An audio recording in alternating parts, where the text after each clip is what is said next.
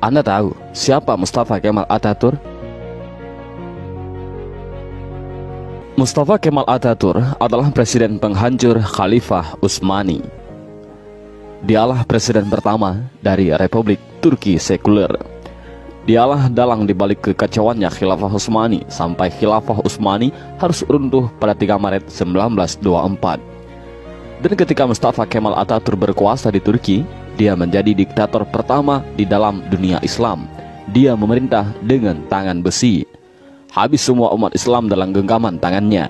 Tangannya berlumuran darah umat Islam yang menghendaki agar Khalifah Utsmani kembali menghiasi bumi Istanbul. Mustafa Kemal juga yang menghapus segala bentuk hukuman syariah. Dia yang menghapus hukum potong tangan bagi pencuri, hukum rajam bagi penzina, hukum qisas bagi pembunuh, lalu digantinya dengan hukum penjara. Tak hanya itu, Mustafa Kemal juga menghapus hukum waris, menyamaratakan ahli waris laki-laki dengan ahli waris perempuan, menghapus hukum hijab bagi muslimah, mengubah Masjid Hagia Sophia menjadi museum, kalimat azan diganti menjadi bahasa Turki, menggalakkan minum-minuman kamar di tempat umum, dan menjadikan majelis-majelis ilmu kemudian menggantikannya dengan tempat-tempat lokalisasi pelacuran dan diskotik. Tak hanya mengubah sistem pemerintahan Turki yang Islami menjadi sekuler, Mustafa Kemal juga memiliki sifat sombong sebagaimana Firaun. Dalam suatu kesempatan, Mustafa Kemal berpidato di hadapan para tentara ex-tentara khilafah.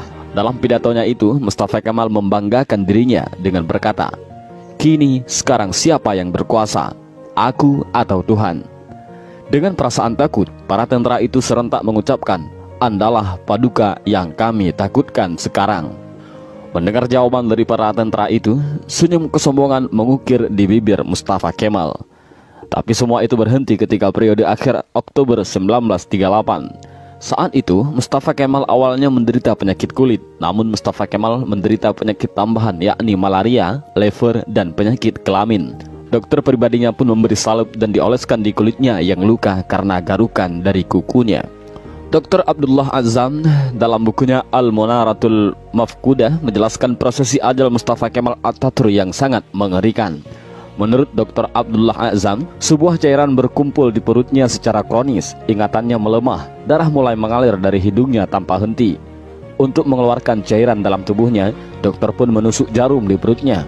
Tapi hasilnya perutnya membusung dan kedua kakinya membengkak. Wajahnya pun menjadi pucat pasi dan terlihat seperti tengkorak. Mustafa Kemal yang sedang sakit menderita itu, kesehariannya dilengkupi rasa panas yang luar biasa. Bahkan, gatal-gatal dari tubuhnya semakin menjadi-jadi, hingga dia merasa tak tahan lalu menjerit sampai terdengar di seluruh istana.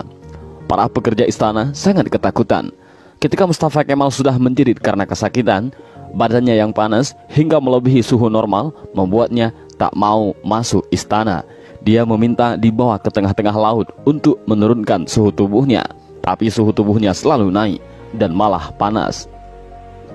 Syekh Dr. Said Husin Al-Afani dalam kitabnya Al-Jaza min Jinsil Amal mengisahkan bahwa sebenarnya Mustafa Kemal sudah mulai menderita kanker hati pada tahun 1936. Tapi anehnya para dokter yang mendiagnosa baru mengetahui Mustafa Kemal terkena kanker hati pada tahun 1938.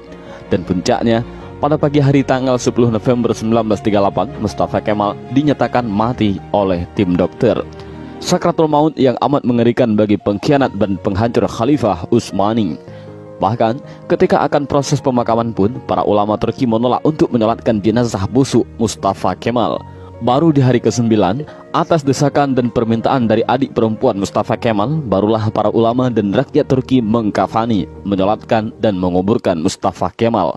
Tapi naas, ketika jenazahnya akan dimasukkan ke bumi, jenazahnya terlempar ke atas. Para penziarah dibuat repot oleh hal ini. Untuk para ulama sepakat untuk menimbun jenazah Mustafa Kemal dengan bebatuan di bukit di Ankara.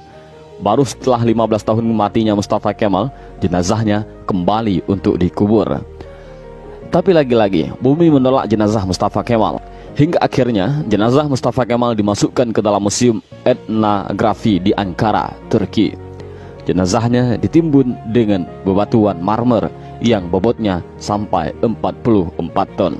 Dan jika Anda pergi ke Museum Etnografi di Turki untuk melihat makam Mustafa Kemal, para pemandu museum pasti akan menyemprotkan parfum yang paling wangi ke pakaian Anda. Sebab, jika Anda sudah mendekati makam Mustafa Kemal, pasti akan tercium bau yang lebih busuk dari bangkai. Pihak museum pun mengakui, jika sumber bau busuk itu bukan dari WC ataupun septic tank yang bocor, melainkan di areal makam Mustafa Kemal Atatürk. Kisah ini memberikan iktibar, seperti kata beberapa ulama, kalau kamu benci dan mencoba menjegal khilafah, maka kamu akan melawan Allah. Lihat, kematian yang mengerikan menimpa Mustafa Kemal Atatürk